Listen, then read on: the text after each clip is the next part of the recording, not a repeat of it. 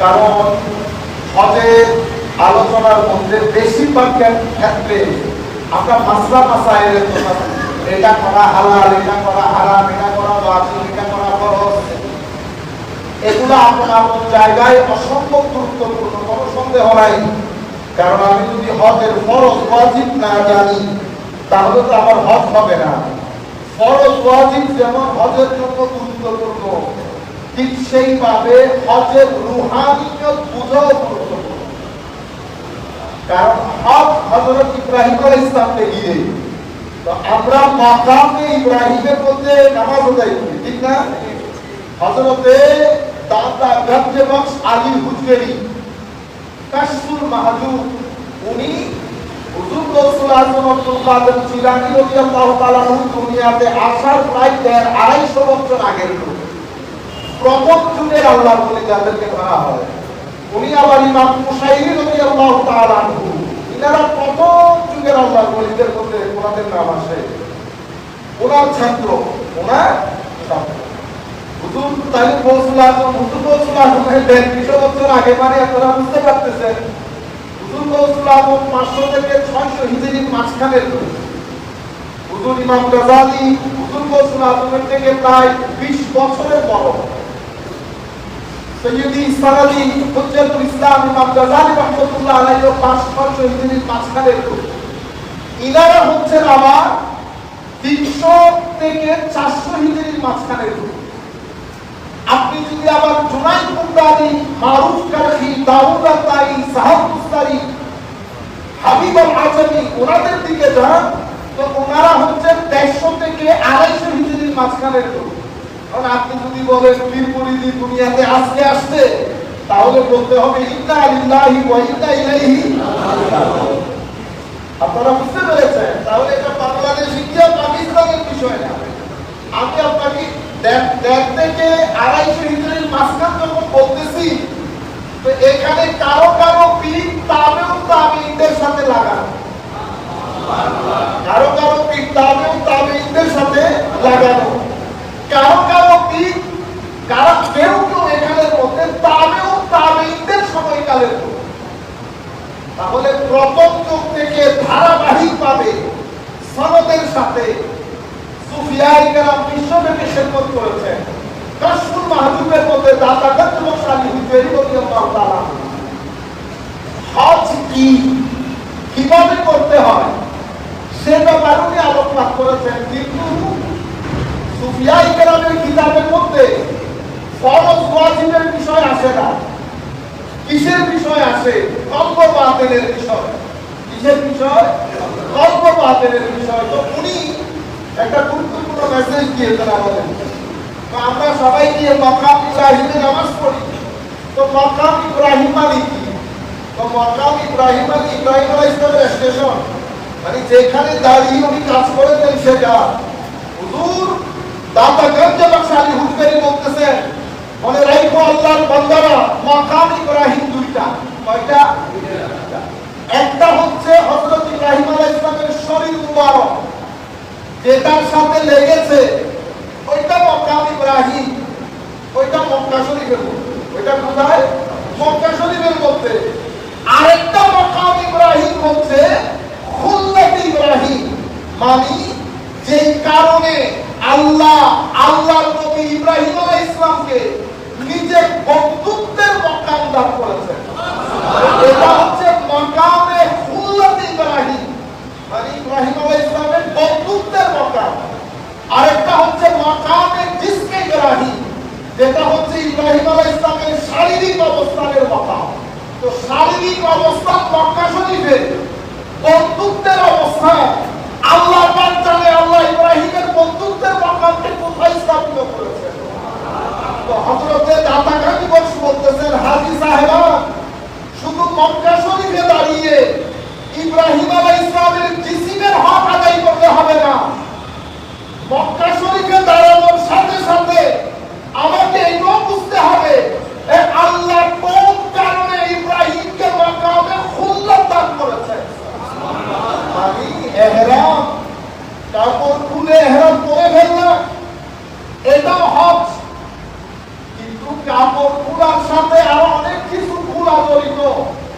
তো কি কি খোলা? তো চোখের কাপড় খুলতে হয়,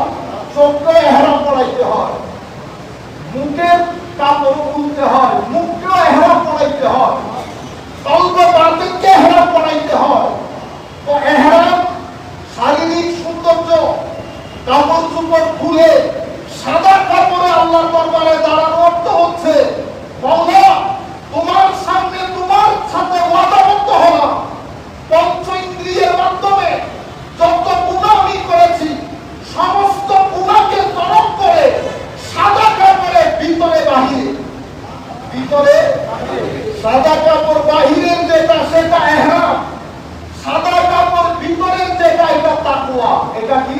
তাকওয়া। দুই কাপড় একসাথে হলে হাজি হাজি হয়। হযরত শাকিব বলখি রাদিয়াল্লাহু তাআলা আনহু হজে যাবেন, নিয়ত করেছেন।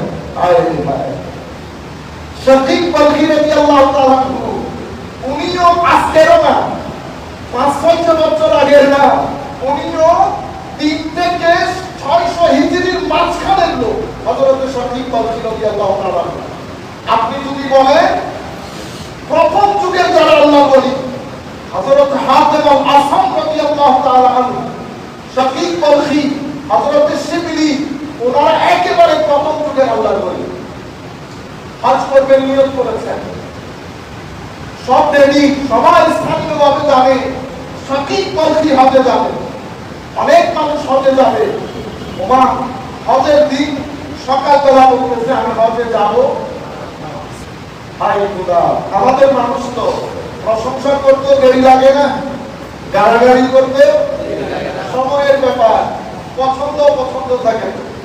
সবাই বকাঝকা করতেছে, ভাই মৌলবি, এই ধান্দাবাজ, এই কোথায় ব্যবসা বাণিজ্য পাইছি ইনভেস্ট করে দিচ্ছে, এই কথাগুলো আসছে, কোথায় ব্যবসা বাণিজ্য পাইছি ইনভেস্ট করে দিচ্ছে। অথবা এই পোল্ট্রি মারছে, মানে মানুষের বুকের তো পাড়া দেওয়ার নাই, সব কথার জবাব দিতে আপনি মানুষ হিসেবে চিন্তা করবেন, এই কথার জবাব দিলে আপনার ব্যক্তিত্ব উঠবে না নামবে? বুঝতে পেরেছেন? সকল কথার জবাব দিতে নাই। হ্যাঁ, যেই কথা এলমি হবে সেই কথার জবাব দিবেন। কারণ ইমাম গাযালি রাহমাতুল্লাহ আলাইহি বলেছেন, যখন মানুষ হিংসাত্মক হয়ে কথা বলবে তখন আপনার আমার দায়িত্ব হচ্ছে অ্যাভয়েড করা, ইগনোর করা। তো আমি কথাগুলো অনেক গালাগালি করেছি, শাকিব বলখি আল্লাহ বলি, এগুলো তো সবরের পাহাড়। আপনি যদি সবরে মুহাম্মাদি আমার নবী সাল্লাল্লাহু আলাইহি ওয়াসাল্লামের ধর্ম বুঝতে চান, আপনি আমাকে দেখে বুঝতে পারবেন না, কোন আলেমকে দেখে বুঝতে পারবেন না। আমার নবীর ধর্ম বুঝতে হলে আল্লাহর ওলিদের দিকে তাকাইতে হয়। খাজা মাইনুদ্দিনকে না দেখলে, হুজুর গৌসুল আজমকে না দেখলে, হযরত মুজাদ্দিদ আল-ফাসালিকে না দেখলে, শাহজালাল ইয়ামানিকে না দেখলে, হুজুর গৌসুল ভান্ডারীকে না দেখলে, সৈয়দ আহমদ শাস্ত্রী কোটিকে না দেখলে আপনি ধর্ম বুঝতে পারবেন না। আমাকে দেখে যদি ধর্ম বুঝতে চান তাহলে তো দিনও যাবে, দুনিয়াও যাবে, আখেরাত যাবে। বুঝতে পেরেছেন? সম্মানিত উপস্থিতি, হজে যান নাই, সবাই চলে গেছেন, আমার মতো সবাই হজে চলে গেছেন। আল্লাহ ওলি হজের পরে সেখানে একজন আল্লাহ ওলি ছিলেন, স্বপ্নের মধ্যে উনি দেখতেছেন ফেরেশতা এসে ওনাকে বলতেছে যে এই বছরে যত লোক হজ করেছে আল্লাহ রাব্বুল আলামিন শাকিব বলখির ওসিলায় প্রত্যেকের হজকে আল্লাহ কবুল করেছে। সকালে উঠে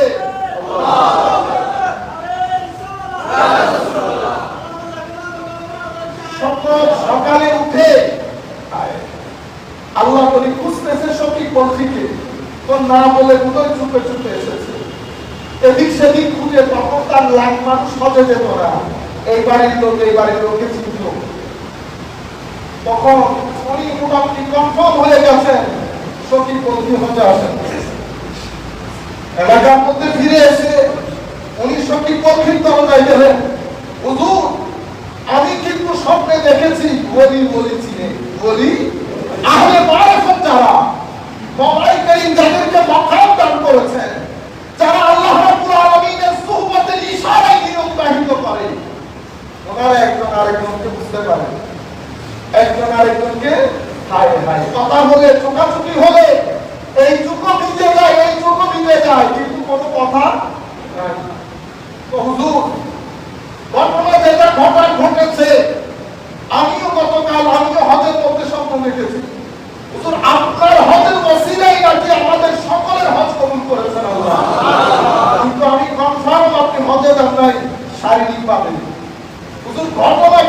বলেন, রুহে হক বোঝার জন্য আপনাদেরকে বলতেছে এই কথা। অতঃপর বলতেছে এটা আমি হজে যাইতাম, টাকা পয়সা ছিল। আমি হজের আগের দিন দেখলাম এক মহিলা, একটা জায়গার মধ্যে এক মহিলা মৃত জানোয়ারের মাংস কেটে বাসায় নিয়ে যাচ্ছে।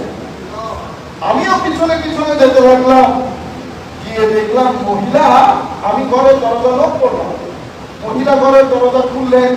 জিজ্ঞেস করলাম, মা আপনি মৃত জানোয়ারের মাংস কেটে নিয়ে আসলেন, ঘটনা কি? হুজুর, এক সপ্তাহ হয়ে গেছে আমার ঘরে খাদ্য নাই। হুজুর, আমি চিন্তা করলাম ছেলেদেরকে তো বাঁচাইতে হবে, সেই কারণে আমার আল্লাহ একটা অপশন দিয়েছেন যে হারাম করেও জিন্দেগি বাঁচানো যায় না।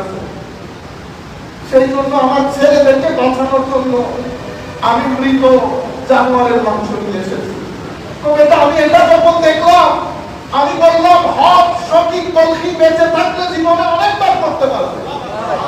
আল্লাহ আমাকে আসল হজের জায়গা করে দিয়েছেন। আমি হজের টাকা ওই পরিবারকে দিয়ে দিলাম।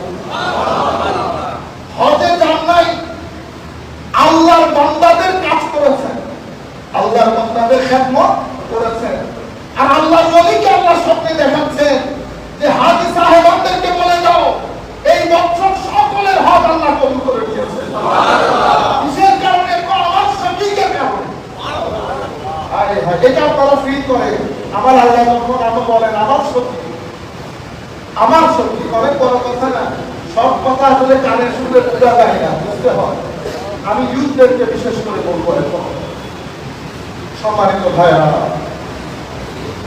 আমি যদি এখন আপনাদেরকে জিজ্ঞেস করি জীবনে অপোজিট শব্দ, আমার ম্যাক্সিমাম ছেলেগুলো বলবে জীবনের অপোজিট শব্দ মৃত্যু, ঠিক না? ম্যাক্সিমাম লোক 99.99% বলবে লাইফের অপোজিট শব্দ হচ্ছে ডেথ, ঠিক না? কিন্তু ঘটনা সেরকম না। জীবনের অপোজিট শব্দ মৃত্যু না, জন্মের অপোজিট শব্দ মৃত্যু। জীবনের কোন অপোজিট শব্দ নাই। যদিও আমরা বলি জীবন মরণ, কিন্তু জীবনের আসলে অপোজিট কোন শব্দ নাই। কেন? কারণ জীবনের কোন শেষ নাই। যেই জীবনের শেষ নাই সেটা আর যাই হয়ে অপোজিট শব্দ থাকবে না। আমার আল্লাহ বানিয়েছেন, এখানে এসেছি, আরেকটা জায়গায় যাব, অতঃপর আরেকটা জায়গায় যাব। জান্নাত হলো খুলুদ ফিল জান্নাত, জাহান্নাম হলো খুলুদ ফিল নার। আল্লাহ আমাদের সবাইকে বাঁচান জাহান্নামে রাখবেন। জীবনের অপোজিট কোন শব্দ নাই, জন্মের অপোজিট শব্দ মৃত্যু। জন্ম কি জিনিস? জন্ম হচ্ছে জীবনের ঢোকার রাস্তা, জীবনের ঢোকার রাস্তা। মৃত্যু কি জিনিস? মৃত্যু হচ্ছে জীবন থেকে বের হওয়ার গেট। তাইলে জন্ম একটা গেট, মৃত্যু একটা গেট, মাঝখানে একটা জীবন।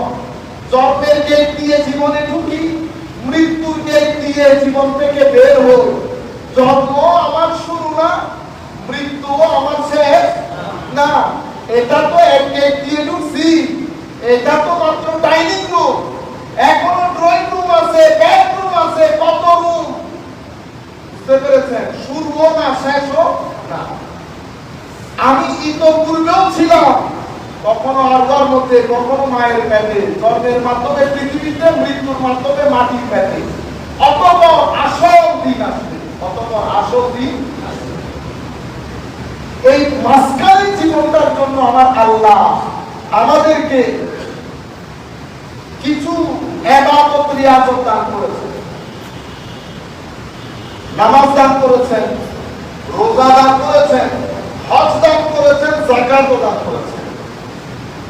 পৃথিবীতে আমরা ছাড়াও নামাজ পড়ার লোক আছে অন্য ধর্মের মধ্যে, তাদের নিজেদের মতো করে। পৃথিবীর অন্যান্য ধর্মের মানুষের মতো হজ পাওয়া যায়, আপনারা ভুল বুঝবেন না। মানে তাদের মতো করে কিছু একটা কনসেপ্ট আছে। রোজা রোজারও একটা কনসেপ্ট আছে, কুরবানির একটা কনসেপ্ট আছে। আমি বলবো না আমার ধর্ম সত্য, আমার ধর্ম, আমি এগুলা কোনো কিছুই বলবো না। আমি বিনয়ের সাথে আলোচনা করবো, যারা যেখান থেকে বসে আমাদেরকে শুনছেন দেখছেন, কোন ধর্মকে ছোট করা খাটো করা এগুলো আমাদের কাজ না। আল্লাহ পাকের অপরিসীম দয়া। সিলেট থেকে গত পরশু আমাদের কাছে মদন মোহন কলেজে অধ্যাপক পদার্থবিজ্ঞানে আমার হিন্দু ভাই মেসেজ করেছেন যে হুজুর আপনার কিছু বক্তব্য আমার অসম্ভব ভালো লাগে। তাহলে বুঝতে পারতেছি যে আমাদের বক্তব্যগুলো সবাই শুনতেছে। সেই কারণে কাউকে আঘাত করা, এটা আমি মুখে বলতেছি সেরকম না, আমি অন্তঃকরণে বলতেছি, আমার আল্লাহ সাক্ষী। কাউকে আঘাত করা আমাদের উদ্দেশ্য না। আমি শুধু আপনাদেরকে বলবো, পৃথিবীর অন্যান্য ধর্মের মধ্যে রোজা পাওয়া যায়, আমাদের এখানেও রোজা আছে। আপনি ইসলামের রোজাটাও গবেষণা করেন, অন্যান্য ধর্মের রোজাও গবেষণা করেন, সিদ্ধান্ত আপনার হাতে। আল্লাহ সবাইকে বিবেক দান করেছে। এসি রুমের এসিও আমরা বুঝতে পারি, গরমের রুমও আমরা বুঝতে পারি। ওই ইন্দ্রিয় আল্লাহ আমাদেরকে দান করেছেন। হজ আমাদের কনসেপ্টে যেমন হজ, পৃথিবীর অন্যান্য ধর্ম যারা ধর্ম বিশ্বাস করে না তাদের মতো হজের কনসেপ্ট আছে। হজ কি জিনিস আমি রূপকভাবে আপনাদেরকে বলতেছি। রাষ্ট্র যখন বড় হয়ে গেছে, রাষ্ট্র বড় হয়ে যায়, রাষ্ট্রের মধ্যে প্রেসিডেন্ট থাকে, প্রেসিডেন্টের প্রেসিডেন্ট হাউস থাকে, প্রেসিডেন্টের প্রতি আপনার যে আনুগত্য সেটার জন্য ভোটিং থাকে, এমনি মারে ঠিক না? এবং প্রেসিডেন্টের সাথে আপনার আনুগত্যের প্রকাশ লাগে। আমার আল্লাহর মুলক, আমার আল্লাহ বলছেন আল্লাহু মুলকুস সামাওয়াতি ওয়াল আরদ, বিশ্ব ব্রহ্মাণ্ড এটা আল্লাহর রাজত্বে, আল্লাহর রাজত্বে। তো আল্লাহর রাজত্বের মধ্যে আল্লাহর একটা হেডকোয়ার্টার আছে, আল্লাহর একটা হেডকোয়ার্টার আছে। হেডকোয়ার্টার কোথায়? তো উম্মুল কুরাতে। উম্মুল কুরা মানে পুরা বিশ্ব ব্রহ্মাণ্ডের পৃথিবীর মারকাজকে বলে উম্মুল কুরা। মাকে মা কেন বলে? তো মাকে মা বলে কারণ মা আমার কেন্দ্র, মা আমার শিকড়, মা আমার ঠিকানা। সেই কারণে আরবির মধ্যে মাকে উম্মুল বলে। কি বলে? উম্মুল। তো এখানে বলা হচ্ছে উম্মুল কুরা। উম্মুল কুরা মানে, আর আমরা অনুবাদ করার সময় করি আদি জনপদ। আসলে হচ্ছে পুরা পৃথিবীর যে জনপদ, যেই শুকনো জায়গা সেটা জন্মগ্রহণ করেছে, সেই শুকনো জায়গার মধ্যে প্রথম যে জায়গাটা পানি থেকে শুকিয়ে জমিনের রূপ ধারণ করেছে সেটা উম্মুল কুরা, মক্কায় মুআজ্জামা। সেই কারণে পুরা পৃথিবীর মায়া ধরা হয় কাকে? ওই মক্কায় Muazzama, centre of the world, পৃথিবীর সেন্টার। তো আমার আল্লাহ সেখানে একটা ঘর বানিয়েছে। ঘর বানানো মানে আমার আল্লাহ ওইভাবে থাকেন সেটা না, এটা হচ্ছে রূপকভাবে পৃথিবীতে একটা সেন্টার বানিয়েছে। আপনাকে বলছে এখন যিনি আমাদের এখানকার যিনি প্রেসিডেন্ট, উদাহরণ দিচ্ছি বোঝানোর জন্য, এটার সাথে এটার কোনো মিল নাই। প্রেসিডেন্টের যেমন সেনাবাহিনী থাকে, আমার আল্লাহ বলছেন এই জগতের রাজত্ব যেহেতু আল্লাহর হাতে, আল্লাহরও কিন্তু সেনাবাহিনী আছে, আল্লাহরও সেনাবাহিনী। ওয়ালিল্লাহি জুনুদুস সামাওয়াতি ওয়াল আরদ, আসমান জমিনের সৈন্যবাহিনী সব আল্লাহর হাতে, সব আল্লাহর কর্তৃত্বে।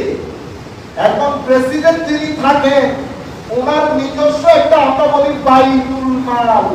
বাইতুল মাল মানে বাংলাদেশ ব্যাংক, যেখানে বাংলাদেশের সম্পদ, সরকারি সম্পদ কি থাকে? গচ্ছিত থাকে। আমার আল্লাহ যেহেতু পৃথিবীর রাজত্বের মধ্যে, বিশ্ব ব্রহ্মাণ্ডের রাজত্বের মধ্যে, আল্লাহ আপনার কোন খজিনা মজিনা আছে কি? তো আছে। ওয়ালিল্লাহি খাজাইনুস সামাওয়াতি ওয়াল আরদ। তো তুমি জমিনের খজিনার কথা বলতেছো, আসমান জমিনের খজিনা সব আমার আল্লাহর কর্তৃত্বে। সুবহানাল্লাহ। সামাওয়াতি ওয়ালিল্লাহি খাজাইনুস সামাওয়াতি লাহু মুলকুস সামাওয়াতি ওয়াল আরদ। এভাবে আমার আল্লাহর রাজত্বের হেডকোয়ার্টার বানানো হয়েছে উম্মুল কুরা। আমরা ভোটের মাধ্যমে মনে করো আনুগত্যের কথা, তো তোমার টাকা পয়সা থাকলে এখানে সেন্টারে আসবা। সেন্টারে এসে কি করতে হবে? এখন আমরা তো আগে বায়াত গ্রহণ করতাম হাতে হাতে, আল্লাহ বলিল বায়াত গ্রহণ করি হাতে হাতে। এখন মওলা এখানে আনুগত্য প্রকাশ কেমনে করবো? তো এখানে আমার তার হাত নাই, আমার আল্লাহর শারীরিক কোনো অবয়ব নাই। কেউ যদি মনে করে আল্লাহর শারীরিক অবয়ব আছে, তো দিন থেকে খারিজ হয়ে যাবে, দিন থেকে খারিজ হয়ে যাবে। এটা আপনারা মাথায় রাখবেন, জিনিসগুলো অনেক সেনসিটিভ। আউলিয়ায়ে উম্মিল্লাহ, উলামায়ে উম্মত আমাদেরকে যে আকীদা দিয়ে গেছেন সেটার বাইরে আমরা যাব না। সম্মানিত উপস্থিতি, এখন মাওলা তাইলে হাত কোথায় রাখবো? তো আমার ঘরের সাথে জান্নাত থেকে স্পেশাল একটা পাথর বানিয়েছি, যার নাম হাজরে আসওয়াদ। আমার নবী হাদিসে মধ্যে ইরশাদ করছেন, হাজরে আসওয়াদ ইয়ামিনুল্লাহ, হাজরে আসওয়াদ আল্লাহর ডান হস্তের মতো। আমরা কি করি? যখন উমরা শুরু করি, আগে হাজরে আসওয়াদের মধ্যে মুখ দিতে না পারলে দূর থেকে হাত দিয়ে ইশারা করি যে আমি আপনার পরিপূর্ণ আনুগত্য প্রকাশ করছি। এটা আমি আপনাদেরকে মেটাফরিক্যালি বললাম। এখন আনুগত্য প্রকাশ করলাম, হজ থেকে ফেরার পর সেই আনুগত্যের কথা আমাদের মাথায় থাকে না, আমরা মোস্টলি বিদ্রোহীতে পরিণত হই। সম্মানিত উপস্থিতি, যেখান থেকে আমি কথাটা শুরু করতে চাচ্ছিলাম, সম্মানিত হাজী সাহেবান যারা হজে যাচ্ছেন অথবা হজে অলরেডি চলে গেছেন, দেখেন প্রথম বিষয় যেটা আপনারা মাথায় রাখবেন সেটা হচ্ছে আমি আল্লাহর মেহমান। আমি আল্লাহ, এটা তো আমরা শুনি কিন্তু জিনিসটা ফিল করে। আপনি আল্লাহর মেহমান হওয়ার জন্য, আমি আল্লাহর মেহমান হওয়ার জন্য প্রথম যে বিষয় আমার জিম্মাদারি সেটা হচ্ছে নিজেকে তৈরি করা, নিজেকে তৈরি করা। আমি আল্লাহর মেহমান হওয়ার যোগ্য কিনা সেটা নিজের দিকে খেয়াল করে আল্লাহর মেহমানদারি গ্রহণ করার জন্য নিজেকে ভিতর বাহিরে তৈরি করা। আমার আল্লাহ বলছেন ওয়াতাযাওয়াদু, হজে আসার জন্য খাবার দাবার কাপড় চোপড় অনেক কিছু আমাদের প্রয়োজন হয়, কিন্তু আমার আল্লাহ বলছেন ওয়াতাযাওয়াদু ফাইন্না খায়রাস যাদ, যে সম্পদ তোমরা নিয়ে হজে আসতেছো সেই সম্পদের সবচেয়ে উত্তম সম্পদ হচ্ছে তাকওয়া। কি জিনিস? তাকওয়া কাকে বলে আমার ভাইরা? উলামায়ে কেরাম যার যার মতো করে ব্যাখ্যা করেন, আপনারাও জানেন তাকওয়া মানে আল্লাহর ভীতি। কিন্তু আমি ইউথকে বোঝানোর জন্য একটু ডিফারেন্টলি কথাটা বলি। এই পৃথিবীতে মওলাই করিম ভালো জিনিস যেমন সৃষ্টি করেছেন, আমার আল্লাহ মন্দ জিনিসও সৃষ্টি করেছেন। কারণ এটা পরীক্ষার জায়গা, এখানে মন্দ না থাকলে পরীক্ষা হবে না, শুধু ভালো দিয়ে পরীক্ষা হয় না। ভালো সৃষ্টি করেছেন, মন্দ সৃষ্টি করেছেন। এটা টিভি, এখানে নাচ চলছে, এটা টিভি, এখানে নাটক চলছে। এখন সিদ্ধান্ত আমার, আমি নাটক দেখবো না নাচ দেখবো? নাচ দেখলে কি লাভ, নাটক দেখলে কি ক্ষতি? কিছু লাভ প্রথমে বোঝা যায় না, আস্তে আস্তে বোঝা যায়। কিছু ক্ষতি একদিনে, এক সপ্তাহে, এক বছরে বোঝা যায় না, এটা অনেক সময় 10-15 বছর লাগে। আল্লাহ দুনিয়ার মধ্যে ভালো এবং মন্দ, আপনি যখন ভালো জিনিস দেখবেন, ভালো জিনিস বলবেন, ভালো জিনিস শুনবেন, হালাল জিনিস দেবেন, এই পৃথিবীকে আল্লাহ ফুল অফ এনার্জি বানিয়েছেন। কি বানিয়েছেন? এনার্জি। এটা তো আপনারা জানার কথা। পুরা পৃথিবী একটা শক্তির উপর, আমরা এনার্জেটিক বিং।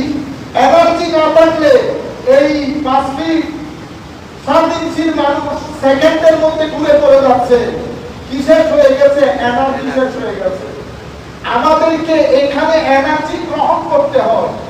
এনার্জি দুই ধরনের, একটা পেটে খাদ্য দিয়ে ভিটামিন, প্রোটিন, ক্যালোরির মাধ্যমে শরীরের জন্য ভিটামিন অর্জন করে কেন এনার্জি অর্জন করা। আরেকটা হচ্ছে পঞ্চ ইন্দ্রিয়ের মাধ্যমে আল্লাহ প্রদত্ত ভালো জিনিসগুলো এনজয় করে কলব বাতিলের মধ্যে নূরে এনার্জি নেওয়া। আমার জন্য ভিটামিন যেমন দরকার, আমার কল্প বাতেদের মধ্যে নূরের এনার্জিও দরকার। শুধু ভিটামিন দিয়ে আপনি পৃথিবীতে সার্ভাইভ করতে পারবেন না। পৃথিবীকে আপনি দুশ্চিন্তা, হতাশা, ডিপ্রেশন এগুলো থেকে পৃথিবীকে রক্ষা করতে পারবেন না। আমাদের জন্য দুই এনার্জি দরকার। আমি চাই বাংলাদেশের প্রতিটা ইউথের হৃদয়ের মধ্যে আমার এই আওয়াজগুলো, হয়তো আমি থাকবো না আর কিছুদিন, মোবাইল যখন চাইবেন জমিন থেকে আমরা উঠে যাব, কিন্তু আমি চাই কথাগুলো আপনাদের হৃদয়ের মধ্যে কোথায় আমি যেন দিয়ে যেতে পারি। আমাদেরকে বোঝানো হয়েছে যে আমরা শুধু ভালো কাজ করব, নামাজ করব, তিলাওয়াতে কোরআন করব শুধু কবরের জন্য। মনে রাখবেন, কবর তো আল্লাহ রাসূলের হাতে। আল্লাহ চাইলে পান, আল্লাহ যদি না চান আটকে যাব। মনে রাখবেন, কবর অনেক দূরে। আমরা আগে জীবন নিয়ে কথা বলি। এই জীবনে আমার ভাইরা, ইউথকে বিশেষ করে বলছি, আল্লাহ রাস্তে ফেরত আসেন। কারণ আপনি চোখ দিয়ে পুরা দিন নেগেটিভ এনার্জি, আপনি যখন নেগেটিভ জিনিস দেখবেন, পজিটিভ এবং নেগেটিভ, নেগেটিভ জিনিস দেখবেন, নেগেটিভ জিনিস বলবেন, নেগেটিভ জিনিস শুনবেন, নেগেটিভ জিনিস দিবেন, নেগেটিভ সঙ্গের মধ্যে থাকবেন। ডেইলি যদি আপনি 50 লেভেলে নেগেটিভ এনার্জি ধারণ করে আপনার ভিতরের জগৎকে ভর্তি করতে থাকেন, এটা যদি 300 লেভেল পর্যন্ত যায়, আমি যদি আপনার ব্যাংকে 10 কোটি টাকা রাখি, আপনি শান্তির সাথে জীবন যাপন করতে পারবেন না। আপনি মানুষের সাথে সম্পর্ক রাখতে পারবেন না, ডিপ্রেস হয়ে যাবেন, হতাশ হয়ে যাবেন, মানুষ ভালো লাগবে না, মা বাবা ভালো লাগবে না, পরে আত্মীয় স্বজন আসলে ভালো লাগবে না, কথায় কথায় পরিবারের সাথে, ভাইদের সাথে, ভাইয়ের আওলাদদের সাথে, মার সাথে, স্ত্রীর সাথে আপনার ঝগড়া লেগেই থাকবে।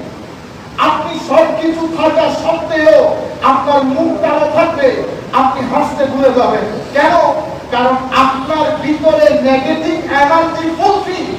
ঠিক যেভাবে আপনার গ্যাসের কারণে গ্যাস্ট্রিক হয়ে পেট খালি থাকা সত্ত্বেও আপনার খিদা মেহসুস হয় না, খিদা অনুভব হয় না, ঠিক সেভাবে রুহানি জগতের মধ্যে যখন নেগেটিভ এনার্জি থাকে, তো নেগেটিভ এনার্জি আপনাকে সবকিছু থাকা সত্ত্বেও একাকী বানিয়ে দেবে, অশান্তির আগুনে জ্বালাবে, অসুখের আগুনে জ্বালাবে।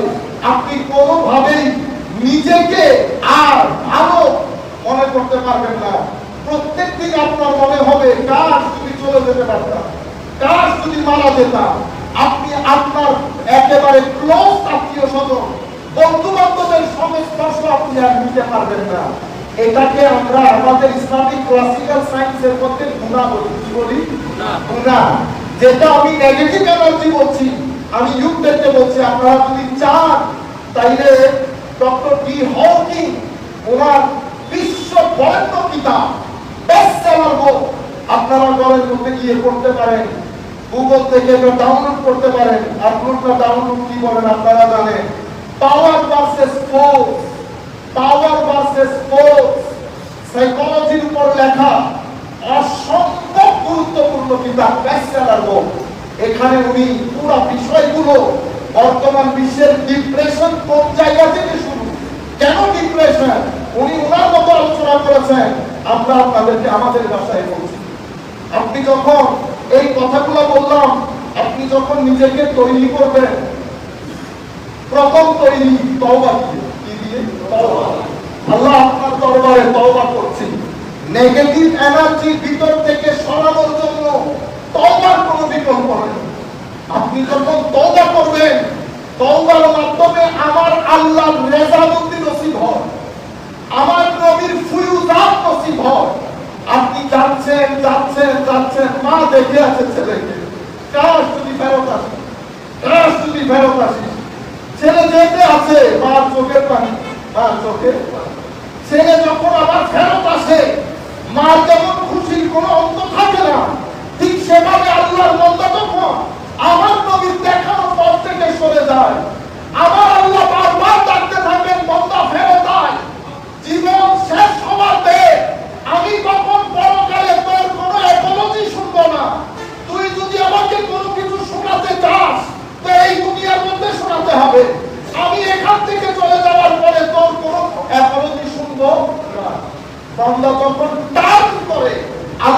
মানে টার্ন করে, এটাকে তাওবা বলে। তাবা ইয়াতুবু মানে রাজা ইয়ারজিউ, রিটার্ন, ফেরত আসা, ব্যাক করা।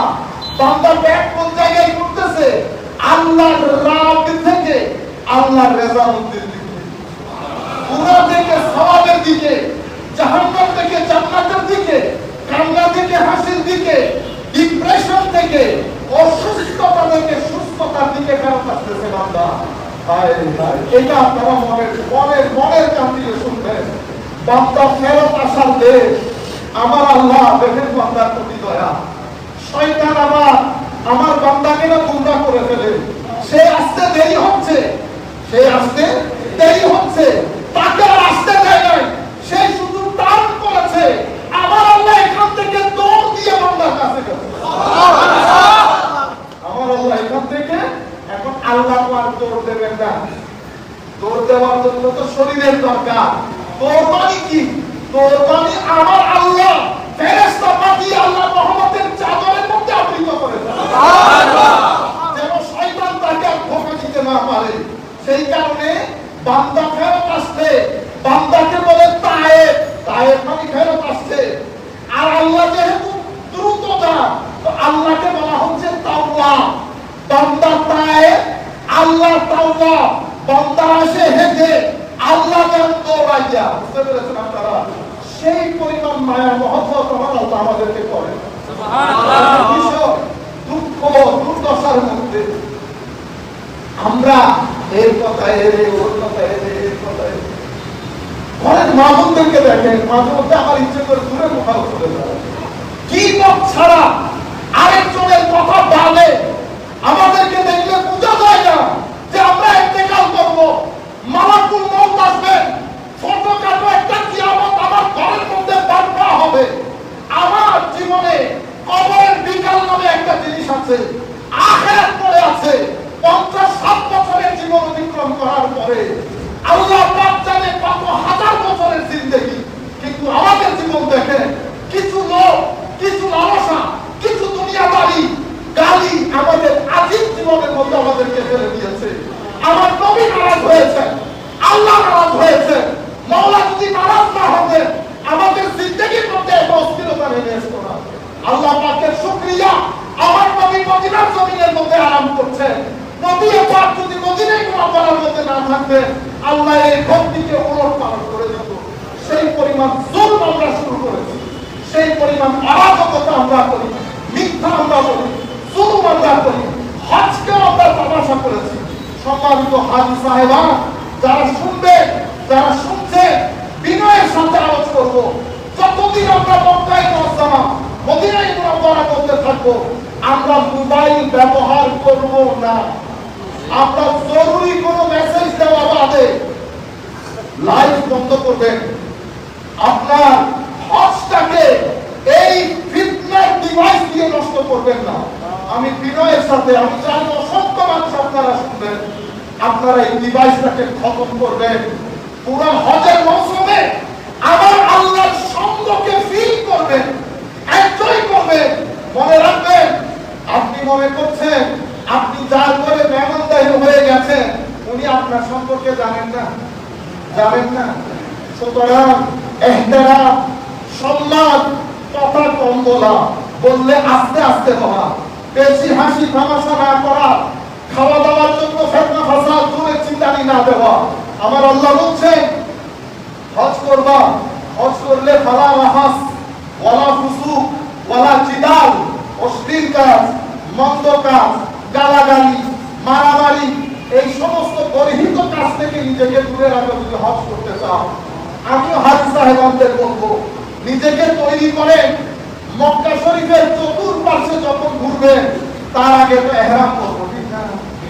সাদা কাপড় যখন জড়াবেন, তখন আল্লাহর দরবারে বিনয়ের সাথে তওবা করেন, আল্লাহ কাপড় যখন খুলে ফেললাম, মাওলা তুমি নারাজ হও এমন প্রত্যেক কাজ থেকে আমাকে দূরে রাখার তৌফিক দান করো। আমি যেন সেই সমস্ত কাজে আর ফেরত না যাই। আপনি যখন ইহরাম করবেন, তো জাহিরি ভাবে ইহরাম হবে, বাতিনি ভাবে ইহরাম হবে। একটা জাহিরি ইহরাম আর একটা বাতিনি ইহরাম। এরপরে আল্লাহর দরবারে করেন, এরপরে আমরা যখন দোয়া করব আমার ভাইয়েরা দোয়ার মধ্যে আরো দোয়া করতে করতে করতে করতে দিবস পেয়ে যাবে।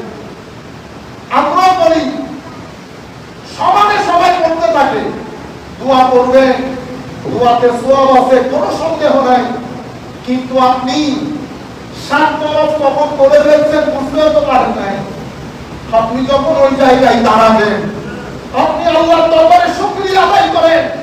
আল্লাহ তোর দরবারে শুকরিয়ার কোনো শেষ নাই। তুই এমন জায়গায় পা রাখার তৌফিক দান করেছিস মাওলা, যেই জায়গার মধ্যে আমার নবী কদম রেখেছে, যেই জায়গার মধ্যে আদম সফিউল্লাহ কদম রেখেছে, ইব্রাহিম খলিলুল্লাহ রেখেছে, মুসা কালিমুল্লাহ রেখেছে, ঈসা রূহুল্লাহ রেখেছে, ইসমাঈল জবিহুল্লাহ রেখেছে। এত আজিম নবী যেই হিত্তার মধ্যে কদম রেখেছে, আমার মতো নাফরমান নালায়েক গুনাহগারের কদমকে তুই এই জায়গায় রাখতে তৌফিক দান করেছিস। আল্লাহর দরবারে শুকরিয়ার কোনো শেষ নাই। সাথে সাথে আমার নবীর দরবারে দরুদ সালাম করেন, ইয়া আল্লাহ নবীর দরবারে দরুদ, যেই নবীর ওসিলায় আমি এই কাজ পেয়েছি।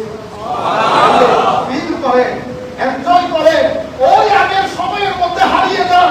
মনে করবেন আপনি আগে আমার নবী সাহাবায়ে কেরামকে নিয়ে তাওয়াফ করছেন, সুবহানাল্লাহ। আদম তাওয়াফ করছে, ইব্রাহিম তাওয়াফ করছে। যখন আপনি ওই তাওয়াফে ওই ঋতু, ওই মৌসুম, ওই সময়ের মধ্যে হারিয়ে যাবেন, দেখবেন সাত তাওয়াফের মজা কেমন লাগে। সুবহানাল্লাহ। তখন আপনি কি আল্লাহকে বলতে হবে আল্লাহ ক্ষমা করে দেন? ও যে আল্লাহ রহমতের সাথে মহব্বত করে আপনাকে কাবার মধ্যে নিয়ে এসেছে, আপনি আমার ঘরের মেহমান, আপনি চাইলেও খাওয়া দেব, না চাইলেও।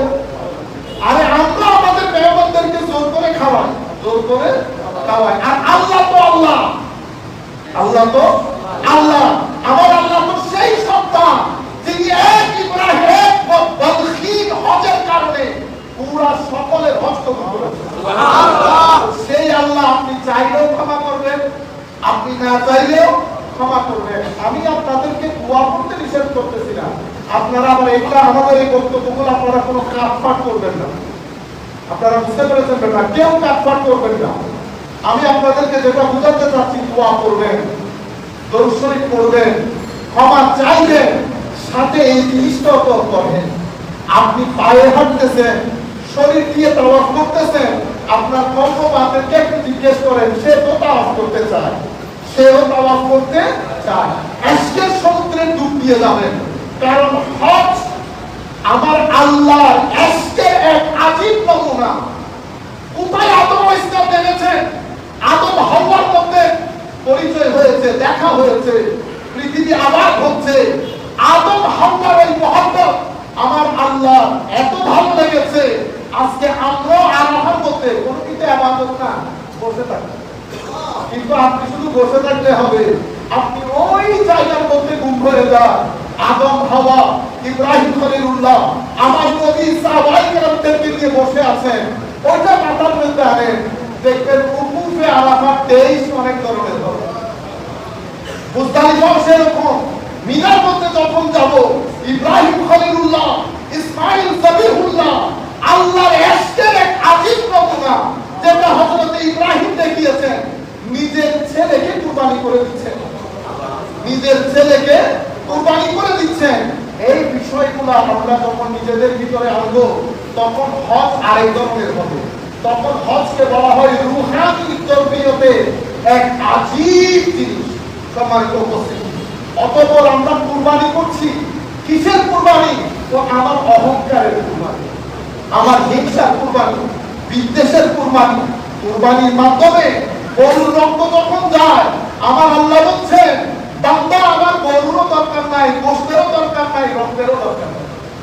তো মাওলা তো হুকুম দিলেন যে, তো আমি তো গোশত তো তোমরা করবা, ওয়ালাকি ইয়ানালুহু আত-তাকওয়া, আমার কাছে যেটা পৌঁছে সেটা তাকওয়া। আমি আপনাদেরকে বলতে চাচ্ছি, নেগেটিভ এনার্জি, পজিটিভ এনার্জি, ভালো জিনিসের সাথে নিজেকে কানেক্ট করেন। চোখ বুঝতে পারবে আপনি কার সাথে কানেক্টেড, কান বুঝতে পারবে কার সাথে কানেক্টেড, জবান বুঝতে পারবে কার সাথে কানেক্টেড। আপনি যখন ভালো জিনিসের সাথে কানেক্টেড হবেন, এই ভালো জিনিস আপনার ভিতরে যে এনার্জি, যে নূর দান করবে সেটাকে তাকওয়া বলে। সেটাকে কি বলে? তাকওয়া। এই তাকওয়া, এই নূর, এই এনার্জি আপনার ভিতরে একটা হায়া দান করে। হায়াটা এমন, আপনি ইচ্ছে করলেও খারাপ কাজ করতে পারবেন না। আপনি একটা গুনাহ কাজ করেছেন, আপনি আর চাই নামাজে দাঁড়াইতে পারবেন না, খালি ঘুরতেছে কিরে ভাই নামাজ পড়বেন না। হুজুর সকালবেলা এমন একটা কাজ করলাম, আমার আল্লাহ কি মনে করেছেন, আল্লাহ আমার ভয় করতেছে, হায়া করতেছে, আমার আল্লাহ কোন আবার মুখ ফিরিয়ে নেয়। এগুলো ফিলিংস এর বিষয়। আপনার কাছে হাস্যকর, কারণ আপনি আর আমার কাছে তো নামাজ তোমার বলে আল্লাহু আকবার, সুবহান রাব্বিল আযীম, সামিআল্লাহু লিমান হামিদা। আমার নামাজের সাথে ভিতর নাই, আমার নামাজের সাথে ভিতর নাই, কারণ আমি নামাজ আদায় করেছি, কায়েম করি না। কেউ আছে নামাজকে কায়েম করে, যখন নামাজ ভিতরে কায়েম হয়, প্রথম যেই জিনিস আল্লাহ তাকে দান করেন সেটা হায়া। যার হায়া যত বেশি, তার ঈমানও তত বেশি। আমি ইউথদেরকে বলবো, তাহলে আপনারা যদি পজিটিভ এনার্জি আপ করতে না পারেন, আমি এখন বলে যাচ্ছি, আজকে 31 তারিখ, আপনি বাসায় গিয়ে তারিখ সহ আমার নাম সহ লিখে রাখবেন। নেগেটিভ এনার্জি যত আপ করবেন, আপনার পারিবারিক জীবন তত দুর্দশা এবং হতাশা হবে। আমাদের বাপ দাদাদের জীবনে দেখেছেন এই জিনিসগুলা ছিল না, কারণ তারা পজিটিভ এনার্জির যুগ, পজিটিভ এনার্জির যুগও ছিল তখন। আমাদেরকে সেটা কষ্ট করে আর্ন করতে হবে। আমি চাই আপনারা একটু জেগে উঠেন, মোবাইলের মধ্যে সময় কম দেন। সময় সুযোগ যদি পান, তো ছেলেদেরকে মক্কায় মুআজ্জামা মদিনায় মুনাওয়ারার মধ্যে নিয়ে যাবেন। কেন? কারণ এগুলা হচ্ছে সোর্স অফ এনার্জি। মদিনায় মুনাওয়ারা সোর্স অফ এনার্জি।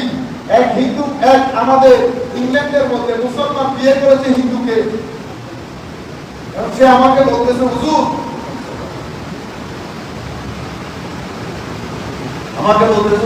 উনি তো কলমা পড়েছিলেন, কিন্তু হুজুর উনি আমাকে বিয়ে করার জন্য শুধু এই নামটাও আসতে কলমা পড়েছেন, নামাজ তো পড়ে না, রোজা রাখেন, আমি তো ঢুকে পড়ে গেছি, কি করা যায়?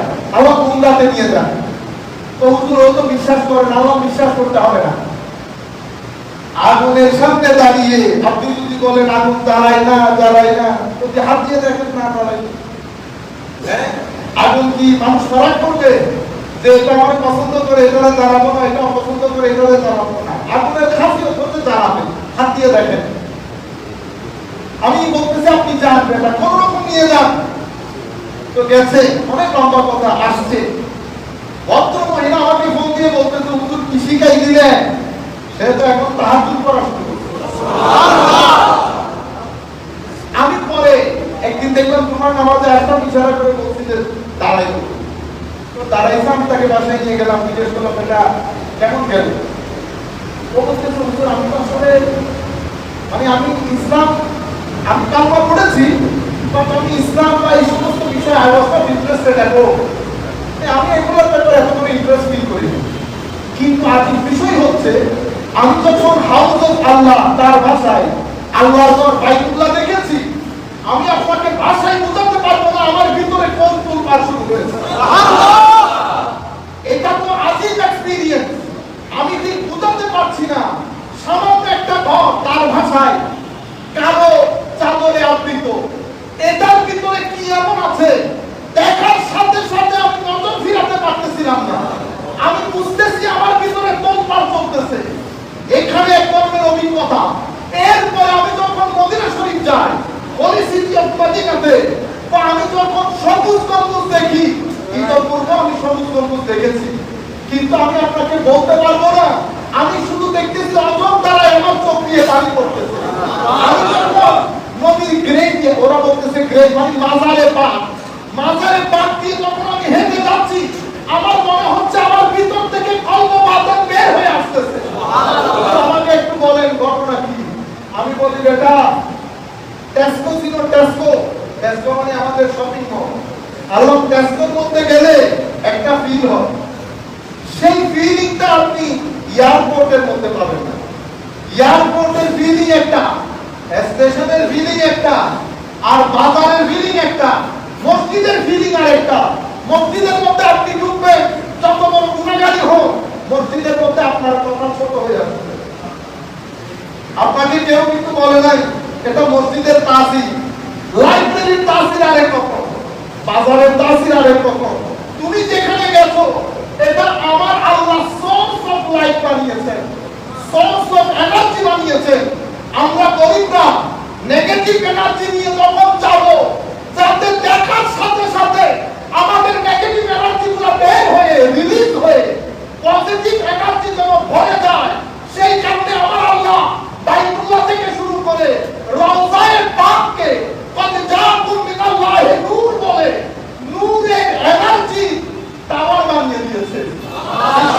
হবে না, শুধু যাবেন, দেখবেন সিনার ভিতরে আল্লাহর মারিফতের জোয়ার তৈরি হয়ে যাবে। সুবহানাল্লাহ। এটা আমার কবির বিশেষ খুশুসিয়ত। তখন বলুন এর পর থেকে আমার মনে হয়েছে যে আমি পুরো এতদিন ভুল পথে ছিলাম। কিন্তু উনি বলতেছেন কিন্তু মুসলমানরা সেটা মানতে নারাজ। মুসলমানরা সেই এনার্জি গুলোর প্রতি ইন্টারেস্টেড না, নামাজও পড়ে না, কোরআনও পড়ে না। তো উনি বলতেছেন হুজুর আমি হুজুর রেখেছি কোরআন শরীফ শিখার জন্য, আমি আবারও যেতে চাই। আমি আপনাদেরকে বলছি যে সমস্ত মা বাবা সমর্থ আছে ছেলে প্রপার লাইনে আসতেছে না, আপনি তাদেরকে বাইতুল শরীফ জিয়ারত করান, মদিনা শরীফ জিয়ারত করান, বিভিন্ন মাজারে পাকে নিয়ে যান। এনার্জির কোনো মৃত্যু নাই, এনার্জি মারা যায় না, এনার্জির কোনো মৃত্যু নাই। আমরা যে জিন্দা বলছি এনার্জির জিন্দা, আর আল্লাহর ওলি যদি হয় তো শারীরিক ভাবেও জিন্দা থাকে। আপনি বলবেন হুজুর এটা কোন ধরনের কথা? ও ভাই, কদুর বিচি লাগাইছি না, কদুর বিচি কোথায় লাগাইছি? মাটি থেকে 1.5 ফিট গভীরে, 1 ফিট গভীরে, আধা ফিট গভীরে। মাটির নিচের বিচি তো মরে যাওয়ার কথা বলছে না, কেন মরে নাই? ও সূর্যের আলোর কারণে। সূর্য কোথায়? ও লক্ষ লক্ষ মাইল দূরে। তো লক্ষ লক্ষ মাইল দূরে সূর্যের আলো পৃথিবী জমিনে আধা ফিট নিচে একটা কদুর বিচিকে যদি জিন্দা রাখতে পারে, তো আমার আল্লাহ, আমার নবীর মাধ্যমে আনিত কোরআন যারা বুকে ধারণ করেছে তারা জমিনের আধা ফিট নিচে শরীর জিন্দা রাখতে পারে না। আপনারা বুঝতে পেরেছেন? কারণ সূর্যের মালিক আল্লাহ, সূর্যের স্রষ্টা আল্লাহ, মালিক রাসূলুল্লাহ। এটা সেই সূর্য যেই সূর্য আমার নবীর ইশারায় আবার এসেছে, আমার নবীর ইশারায় আবার এসেছে। সুতরাং হাজী সাহেবদেরকে বলবো আপনারা খাদ্যদ্রব্য নিয়ে, খাওয়া দাওয়া নিয়ে বেশি কথা বলা, বন্ধু বান্ধব যাবে কারোর সাথে কথা বলার দরকার নাই। পুরো হজের সফরকে আপনি ধৈর্য, তাকওয়া, তাওয়াক্কুল, আল্লাহর উপর ভরসা, এই কয়েকটা জিনিসের উপর মনে করবেন এই পুরো হজের সফর থেকে আপনি এই 3টা জিনিস নিয়ে আসবেন। হজের পরে যদি আপনার জিন্দেগি, আপনার মুখ, চোখ, কান এগুলো আগের মতো আমার নেগেটিভ এনার্জি ওই আদলের মধ্যে থেকে যায়, তাহলে আমাদের হজ হবে। আমরা 1 মিনিটের মধ্যে শেষ করে দেই। সম্মানিত মুসল্লি আলাইহিস, পৃথিবীর মধ্যে আমাদের যে হজ আপনি দেখছেন সাদা কাপড়ের, পৃথিবীর যেই কোনো প্রান্ত থেকে যেই কোনো মানুষ দেখবে তার ভিতরে কেমন একটা জ্বলানি শুরু হবে। পৃথিবীর মধ্যে অনেক ধর্ম, আমাদের হিন্দু ধর্মের ভাইরাও তারাও হজে যান, 2 সমুদ্রের মাঝখানে সঙ্গমস্থলে গিয়ে ওনারা গোসল করে। আমাদের যে সমস্ত ভাইরা ধর্মে বিশ্বাস করে না ওনারা কার্ল মার্কসের কবর জিয়ারতে যান। কার্ল মার্কসের গ্রেভ কবর, এইটা ওখানে যাওয়া, ওইটা দেখা, ওইটা ভিজিট করা, এটা তাদের হক, তারা অস্বীকার করতে পারবে যাই সেখানে। অথবা যেতে না পারলেও ভিতরে একটা তুফান তৈরি হয়, কাজ যদি যেতে পারতাম, কাজ যদি যেতে পারতাম। আমাদের খ্রিস্টান ধর্মের, হিন্দু ইহুদি ধর্মের ভাইয়েরাও নির্দিষ্ট তাদের নবী হোক, নেতা হোক, প্রত্যেকের 4 নবী নেতার মাজার জিয়ারত করা, এটা তাদের হজের কনসেপ্ট। আল্লাহ রাব্বুল আলামিন আমাদের হজের কনসেপ্টকে নিরালা করেছেন। সবাইকে আল্লাহ এক কাতারে দাঁড় করিয়ে দিয়েছেন। পৃথিবীর কোনো মানুষের পূজার কোনো তৌফিক নাই, মাথায় চুলো নাই। যতই সুন্দর মানুষ হোক, চুল যখন কেটে ফেলে সবাই কিন্তু বলিয়া বলে, ঠিক না? সবাইকে এক কাতারে দাঁড় করিয়ে দিয়েছে শুধুমাত্র আমাদেরকে কিছু মেসেজ নিয়ে আসার জন্য। আমরা এখানে দীর্ঘায়িত না করি, গর্ব অনেক করতেছে, আমাদের বক্তব্য শুরু করতেছিলাম মাত্র, কিন্তু জুমার মধ্যে সময় সংক্ষিপ্ত থাকে, দূর দূরান্ত থেকে ছেলেরাও আসছে, কুমিল্লার লোক দেখতেছি বেশি। আল্লাহ রাব্বুল আলামিন সবার হাতে নাসির হোক, মোবাইল করিম আমাদেরকে কবুল করুন। আমরা চাচ্ছিলাম এই জুমাটা আমরা আমাদের মসজিদে করি, কিন্তু আমাদের মুরব্বী উনি আমার অত্যন্ত শ্রদ্ধা, ওনার কথা না করতে বড় কষ্ট হয়। আবার ওনারা মনে লাগবেন যদি মহব্বতের কারণে, ইউ কারণে মহব্বত ওনারা মাথা খানা রেখা নাই কি, হ্যাঁ ये नुआई बात এলে যারা কেউ পরবাদ করি, এলে যারা কেউ পরবাদ করি না, সাদা তো সাদা এলে আর বল ওয়াজুন আল্লাহর জ্ঞানিয়াত বানায়। আমিন। এবং আর প্রত্যেক করেছেন আল্লাহ মহব্বতের বন্ধনকে আবদ্ধ করে। আমিন। আমরা একজন আরেকজনের টাকাতে রেখে করিলেন মসজিদ দিয়েছেন, ইয়ান শান্তির জায়গাতে শান্তির জায়গা থাকে। মানুষদের ভালো লাগিলে আইবেন, আপনি যদি ভালো না লাগাই ইল্লা বই সরকার কি এটা যারা ইয়াংস্টার ইউথ আছে, আমরা যদি মসজিদের মধ্যে খেলা খেলি, উচ্চ আওয়াজে কথা বলি, তো তারা ফ্রাস্ট্রেটেড হয়ে যাবে। শেষ আরামের জায়গা মসজিদের মধ্যে আসতে পারবে। আর আমাদের যে সমস্ত ভাইয়েরা হাত জোরে বলা, আসতে বলা, হাত তোলা নামায় ওনারে আসল ধর্ম মনে করে, তাদেরকেও বলবো বাইরে আপনারটা আপনি খুলেন, হাত তুলতে তুলতে হাত একেবারে খুলে ফেলেন শরীর থেকে, কোনো অসুবিধা নেই, কিন্তু অন্য কাউকে ডিস্টার্ব করিয়ে না, অন্য কাউকে ডিস্টার্ব করবেন না, আপনারটা আপনি করে চলবেন।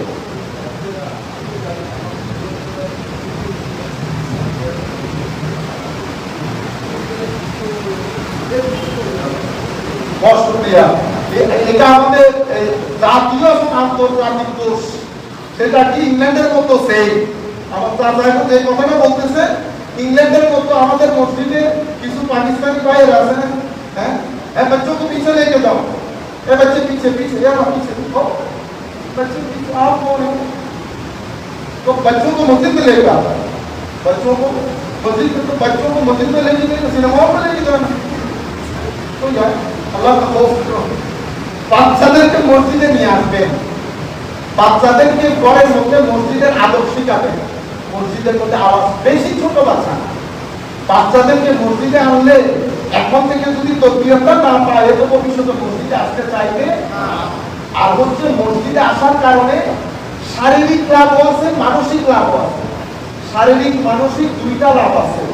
এবং এখানে আখলাক, তরবিয়ত, রুহানিয়ত এগুলাই মসজিদের মধ্যে পাওয়া যায়, এটা মসজিদের মধ্যে সেট করা থাকে। মসজিদ আল্লাহর খাস জায়গা হওয়ার কারণে মসজিদের মধ্যে যদি এসেও ঘুরে যান আপনার ভিতরে আগুন জ্বলবে। সুতরাং আপনারা মসজিদের মধ্যে প্রথম যে কয়েকটা দিন উঁচু আওয়াজে কথা বলবেন না, সবাই একসাথে কথা বলবেন না। অনেক জিনিস আমার সব জিনিস আপনার পছন্দ হবে এমন কোনো কথা আছে, আপনার পছন্দ হইতে পারে, অপছন্দ হইতে পারে। পছন্দ হলে আলহামদুলিল্লাহ, অপছন্দ হলে তাওয়াক্কাল আল্লাহ, দোজদার করতে। এবং মসজিদের মধ্যে কোনো ভালো পরামর্শ থাকলে সেটা সুন্দর করে মসজিদকে জানাবেন। খতিব সাহেব আছেন, মসজিদের পরিচালনা পর্ষদ আছেন, অথবা যেভাবে যেভাবে জানানো দরকার। আমি বিনয়ের সাথে অনুরোধ করছি, বিশেষ করে আমার ইউথের কারণে তারা ফ্রাস্ট্রেটেড হয়ে যায়।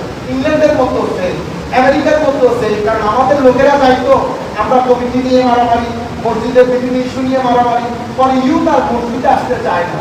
তো আমরা যখন ইউথের কোনো প্রোগ্রাম করি মসজিদে করলে আসে না, তারা প্রথমে কি বলে জানে, উস্তাদ নো মসজিদ, তো কোথায় তো হলে, তো মসজিদে আসলে অসুবিধা কি, কোনো দেখবি ভাই টিচার, আপনারা বুঝতে পারছেন। এই কাজ যেন আমরা না করি। আল্লাহ রাব্বুল আলামিন আমাদের হাতে নাসির হোক, মোবাইল করে আমাদেরকে কবুল করুন।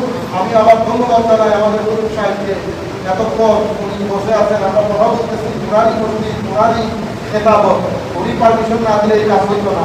আল্লাহ রাব্বুল আলামিন সবাইকে খায়র দান করুন, যারা সুন্নাত